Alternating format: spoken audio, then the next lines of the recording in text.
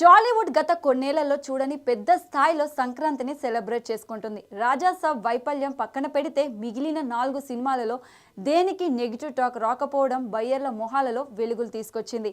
మనశంకర్ వరప్రసాద్ గారు రికార్డులు బద్దలే స్థాయిలో కలెక్షన్స్ కొల్లగొడుతూ ఉండగా నారి నారి నడుమ మురారి, అనగనగా ఒక రాజుకు ఆడియన్స్ మద్దతు బాగా దొరికింది. మెగా మూవీ ఏకంగా 292 కోట్ల గ్రాస్ వసూళ్లతో యునానిమస్ గా నెంబర్ 1 స్థానాన్ని స్వంతం చేసుకుంది. భక్త మహాశైలుకు విజ్ఞప్తి, పై వాటితో పోలిస్తే కంటెంట్ స్క్రీన్ షేరింగ్ తో వెనుకబడటంతో ర్యాంక్ విషయంలో పొరపాడుతుంది. అయినా రవితేజ గత సినిమాలతో పోలిస్తే ఇది చాలా బెటర్ అని చెప్పాలి. ఇంత ఆనందకరమైన వాతావరణంలో కొంత ఆందోళన కూడా రేగింది. ఇలా అన్ని సినిమాలు ఒకేసారి మెప్పించడం వల్ల ఏపీ, తెలంగాణతో పాటు యుఎస్ లోను థియేటర్స్ల సమస్య తలెత్తుతోంది.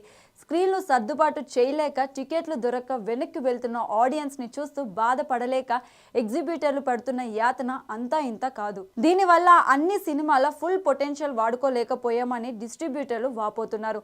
ముఖ్యంగా తక్కువ థియేటర్లు ఉండే చాలా బిజీ సెంటర్స్ లో ఓవర్ క్రౌడ్ వల్ల ఏం చేయాలో అర్థం కాని పరిస్థితి నెలకొనుంది.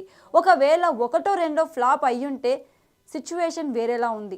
ఇలాంటి వాటి స్క్రీన్లను వేరే వాటికి ఇచ్చినా ఎవరు ఫీల్ కారు. కానీ రాజాసాబ్ మీద భారీ పెట్టుబడులు పెట్టిన నేపథ్యంలో దానికి ఇచ్చిన థియేటర్స్ ను ఉన్నట్టుండి తీసేసే పరిస్థితి లేదు.